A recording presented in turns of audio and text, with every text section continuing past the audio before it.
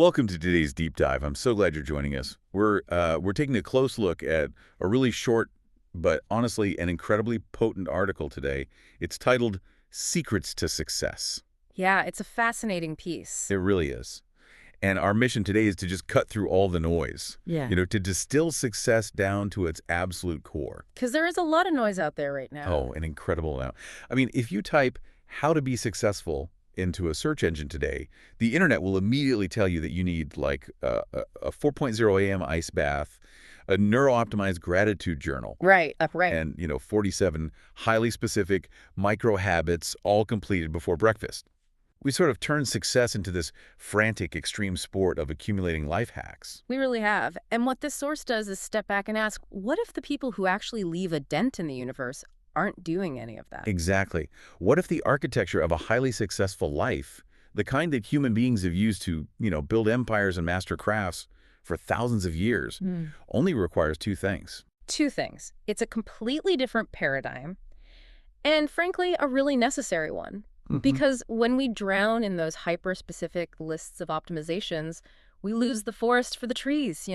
We start confusing frantic busy work with actual directional progress. Yeah, being busy isn't the same as being successful. Exactly. So the framework we are exploring today doesn't rely on exaggerated hype or hustle culture. It's grounded, calm, and focused on deeply intentional living. Which I love. But it starts with a quiet, kind of heavy challenge. And it's a question I want to pose directly to you, listening right now. Are you content with merely getting by, floating through an average life on autopilot? Or do you genuinely want to live an exceptional life? That's the million-dollar question right there. It is, because the foundational argument of this article is that you absolutely can achieve and excel, but it requires a fundamental rewiring of how you operate internally. And like we said, it takes exactly two ingredients. Yep. We are cutting through the noise today to distill this down to its core. So, to move from passive existence to active creation, we have to look under the hood at the internal engine that drives the whole process. Right. And that brings us to the first of the two foundational ingredients from the text, which is inner hunger. Yeah, and inner hunger is just a profoundly descriptive phrase. We are talking about intrinsic drive here. This is the raw internal energy that propels a person toward greatness. It's the active rejection of the default setting. It isn't a passing wish, Right. It's not just saying, oh, I'd like to be rich one day. Exactly. It's not a vague desire for wealth or a daydream about being recognized.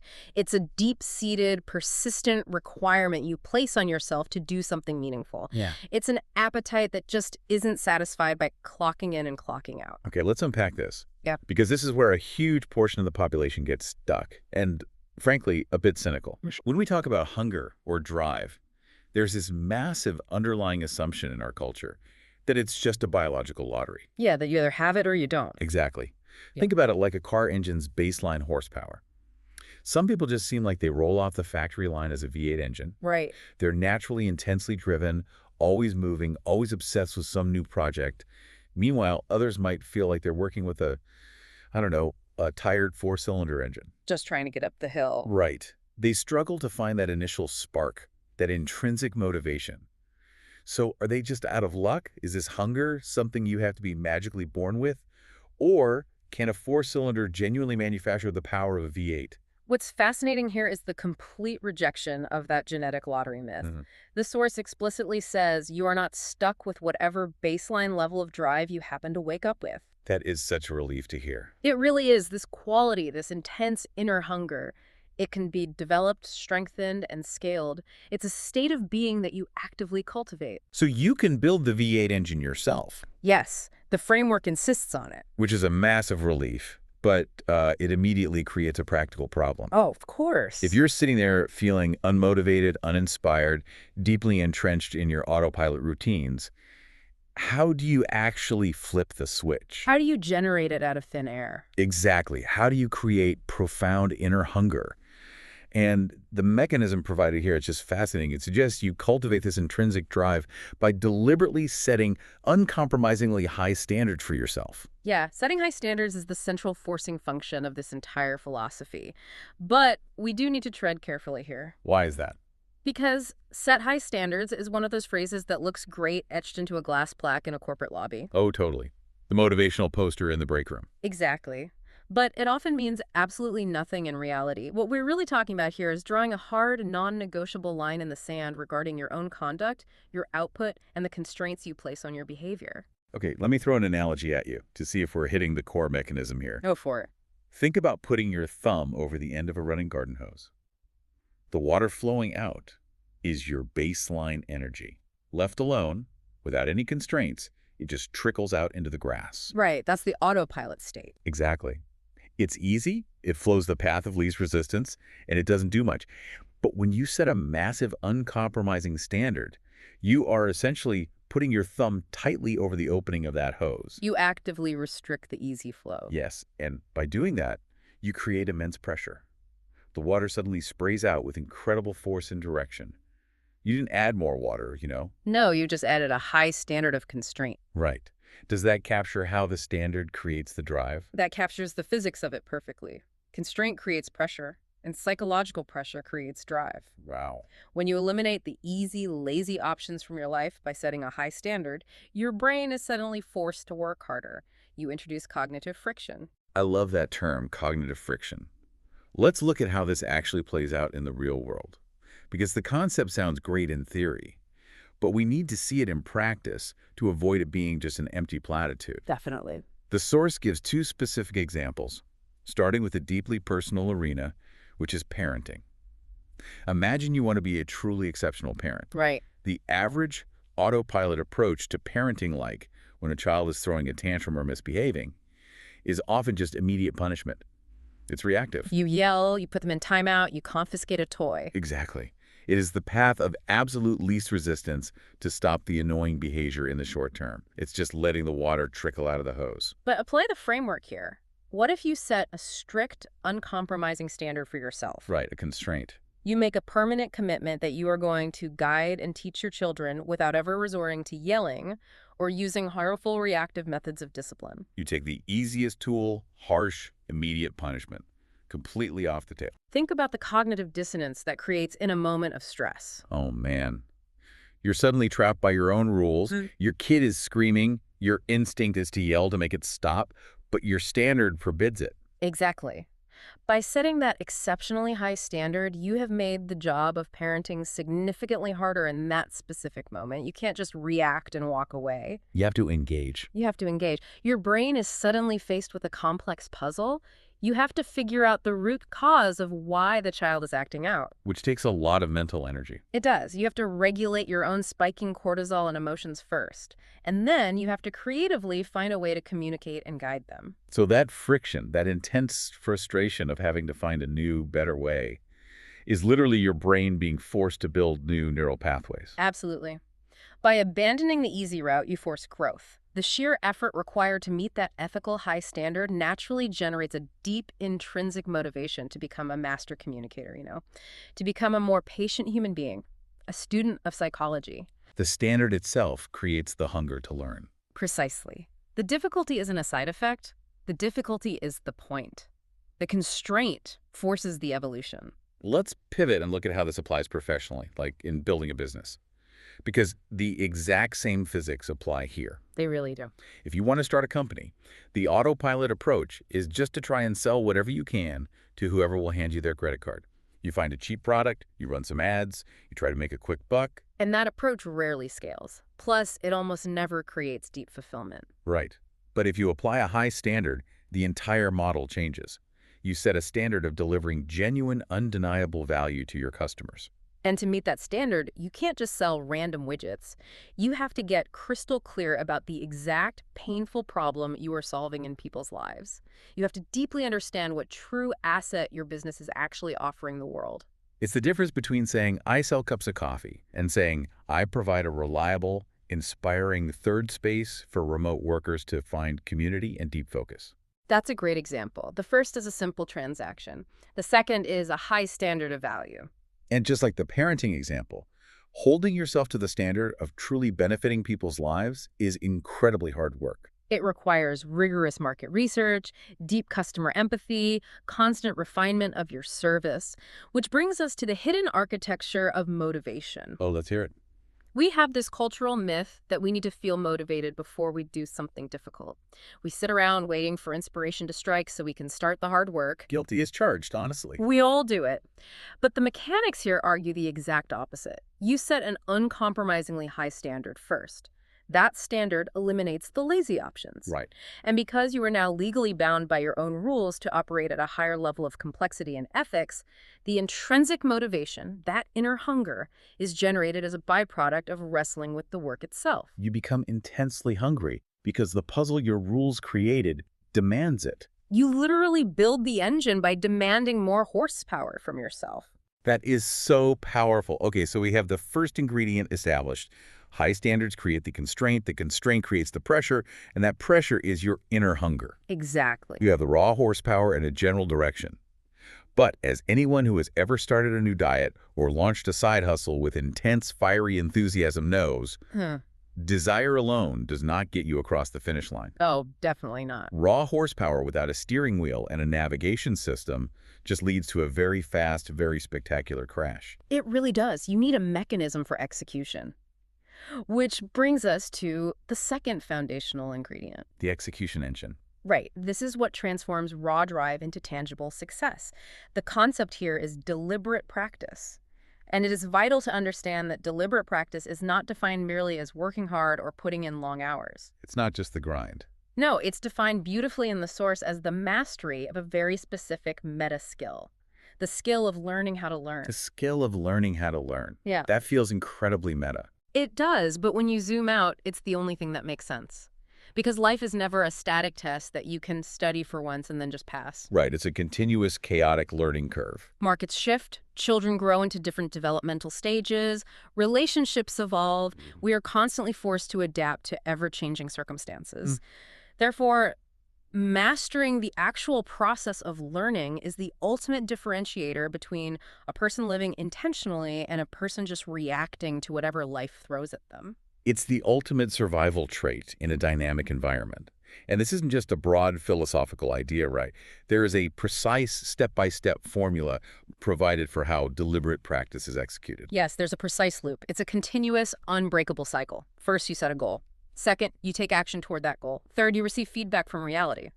Fourth, you adjust your approach based on that feedback. And fifth, you repeat the process continuously. Goal, action, feedback, adjust, repeat. That's the loop. Okay, here's where it gets really interesting. And where I think a lot of people, myself included, kind of deceive themselves. How so? I want to push back on the word practice. When people hear practice, they naturally think of repetition. You know, putting in the reps. Yeah.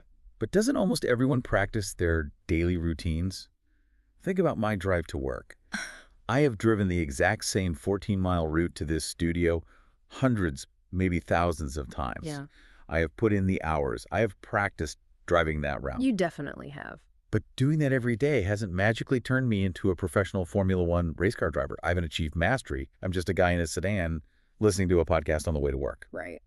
So where is the disconnect? What makes this framework's version of practice truly deliberate compared to just logging hours? That is the exact trap most people fall into, and your driving analogy exposes it perfectly. Okay. You are taking action, you have a goal get to the studio, and you are repeating it, but you are entirely missing the two most crucial, uncomfortable components of the deliberate practice loop. Which are? The receive feedback stage and the adjust stage. When you drive to work, you aren't analyzing your cornering speed on the on-ramp, right?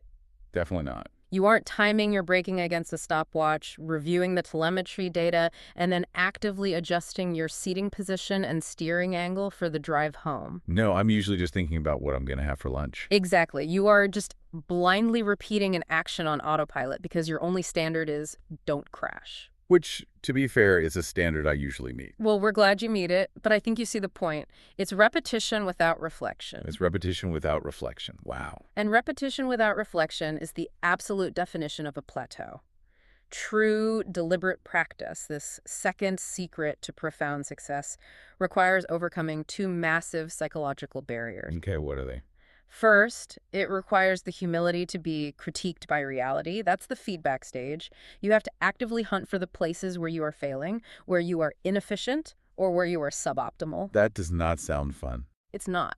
And second, It requires the agility and the lack of ego to actually change your approach based on that critique. That's the adjustment stage. Right. All of the magic, all of the actual growth lives entirely in the friction of those two steps. The humility to be critiqued by reality.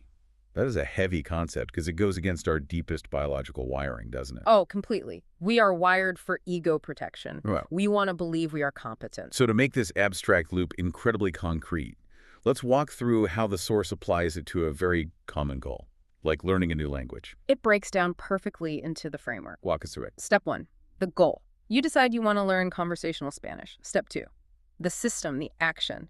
You set up a structure where you speak, read, listen, and write in Spanish twice a week. You are putting in the initial reps, you're driving the car. Exactly. But here's where we have to consciously leave the autopilot phase. Step 3, the feedback. As you are taking these actions twice a week, you cannot just check a box that says, I studied today.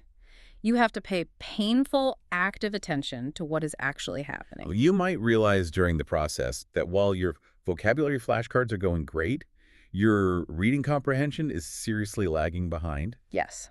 Or you might notice that when you try to speak with a native speaker, your brain freezes, your flow is terrible, and you can't conjugate verbs in real time. You are actively gathering negative data on your own performance. And this is where the psychological barrier hits hardest. Think about how this feels in a workplace context, you know? Think about the last time your boss or a client criticized a presentation you worked on for 3 weeks. Oh, the immediate physiological instinct is total defensiveness. Your heart rate goes up, you want to explain why they're wrong, you want to protect your ego. Yeah, Gathering feedback on your Spanish speaking or your parenting or your business product triggers that exact same ego protection. Huh? Deliberate practice asks you to swallow that defensiveness. you have to look at the terrible speaking flow and say, okay, the reality is I am failing at this specific component. Which sets up the vital fourth step, the adjustment.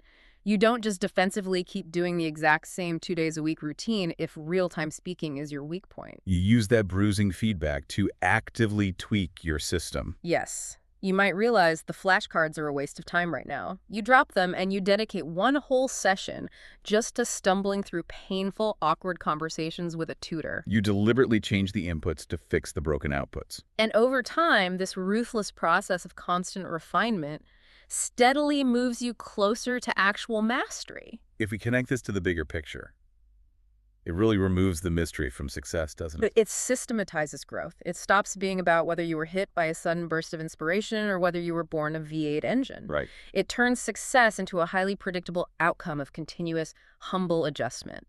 If you combine these elements, the picture becomes incredibly clear. So what does this all mean for you, the listener? Apply this framework to whatever meeting, project, or personal goal you are currently prepping for. Exactly. You are taking the raw fuel of inner hunger, which, remember, you are actively generating by holding yourself to uncompromising, difficult, high standards, and you are marrying it to the steering mechanism of deliberate practice. You generate the drive by making the rules hard, and you refine the execution by constantly hunting for where you are failing and fixing it over and over again. It is a lifelong process, but it is one that guarantees you will never be stuck living on an unfulfilled, stagnant autopilot. The synthesis here is just elegant in its simplicity, even if the execution is demanding. Success isn't 1,000 different habits. According to this text, it is simply the combination of inner hunger, fueled by high standards, and deliberate practice, the continuous loop of learning how to learn. It's the dynamic tension between these two forces. And the source makes an ultimate promise that shouldn't be taken lightly. What is that? With these two specific qualities working in tandem, the cultivated hunger of high standards and the humble agility of deliberate practice, you can achieve literally anything in life. It fundamentally changes the question from, do I have what it takes? To, am I willing to apply the constraint and listen to the feedback? Exactly right. Well, we want to thank you so much for joining us on this deep dive today. It's been an absolute honor to explore these concepts with you, and we really hope it brings some profound clarity to whatever goals you are chasing, whatever business you are building, or whatever relationships you're trying to improve right now. It's been a great conversation. But before we go, as you move through the rest of your day, I want to leave you with a final thought to mull over.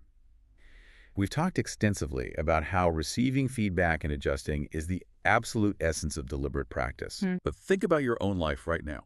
In this exact moment, are you actually listening to the feedback your circumstances, your work, and your relationships are constantly trying to give you? Or are you just blindly driving the same route, repeating the same actions on autopilot, protecting your ego, and expecting a different result? Stay curious and stay hungry.